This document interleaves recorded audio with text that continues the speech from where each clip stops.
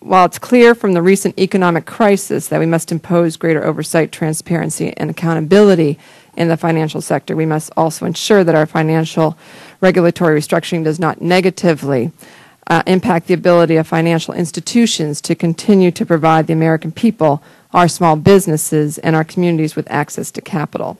Ensuring liquidity in the markets will promote continued economic recovery. In my district in Pennsylvania, local businesses are reeling as a result of banks not lending. So we have to enact balanced reform that still allow for a healthy flow of capital. However, we must also ensure that consumers are protected and adequately informed in their financial choices, and that they are insured a variety of financial products that carry better disclosed and understood risk. Mr. Anderson, I do have a couple questions for you. In your testimony, you mentioned a host of federal regulations that mortgage brokers must comply with. Which federal agencies are charged with enforcing these regulations? Well, we've got RESPA, that's number one under HUD. We've got Truth in Lending Act. I mean, that has to do with your disclosures, your good faith, your truth in lending. And all of us, mortgage brokers, mortgage bankers, bank savings loans, we all operate under that umbrella. Also in our states, individual states, we have to adhere to the same policies, and some of our states have predatory lending laws. In Louisiana, we just passed a law. There's no prepayment penalties, which is a good thing. So we're all under the same umbrella, and we have to comply with our own state lending laws, and we've got the Safe Licensing Act, which is for everybody. Well, let me ask you, because there's a number of agencies, do you think it would be better, in your view, to combine enforcement under one agency or entity rather than having to deal with a number of different agencies? I don't know if that's going to create a bottleneck. I'm not sure. We feel that we need to slow down, maybe look at this further. I mean, we're all for the National Association of Mortgage Brokers. It's all for simpler, easier disclosures. I think if we look at what happened in the past with the subprime and all those other loans, I think I kind of relate it to the pharmaceutical industry. If you take Vioxx, what happened to Vioxx? It was bad. We didn't go after the pharmacists or the little drugstores on the corner.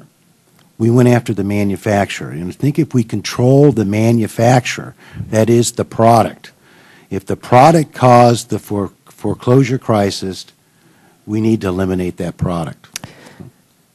Let me ask you then a question that sort of goes along with that. Because it's been reported that mortgage brokers who process the subprime loans are now counseling individuals who are indebted by those loans regarding their restructuring. So does your association promote standards by which brokers evaluate the financial suitability of loan products by prospective borrowers? Or do you just rely upon the lenders, underwriters for that? Well, the way the National Association of Mortgage Brokers operate, I mean, we have a very strong code of ethics.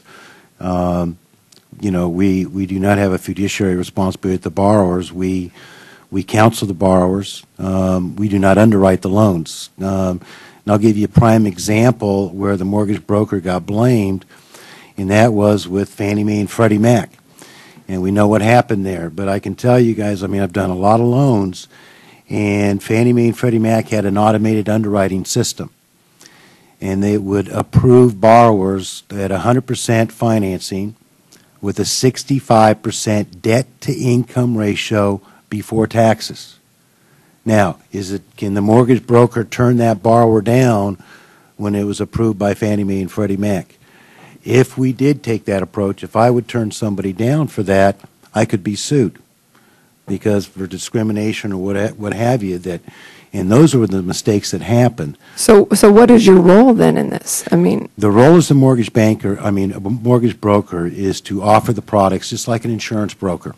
Why do you go to insurance broker? Because they represent a whole host of carriers. The mortgage broker does the same thing. We represent a whole host of carriers of lenders and banks across the country. We service a lot of rural, small areas. And the mortgage broker has done a phenomenal job.